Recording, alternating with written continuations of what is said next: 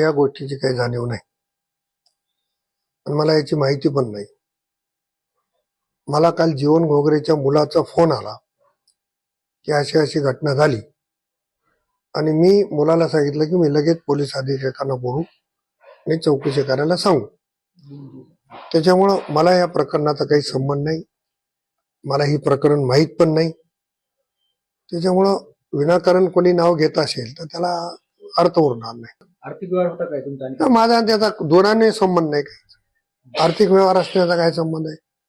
परंतु त्याच्या अनेकाशी जे व्यवहार आहेत तो एवढं देणं झालेलं आहे लोकांचं की त्याने कमिशनच्या क्लिप त्याच्या फिरतायत. त्याच्यामुळं त्या सगळ्या गोष्टीतून काही घडलं असेल तर ती माहिती घेऊ, तपासाअंती सत्य सगळं उजेडामध्ये येईल.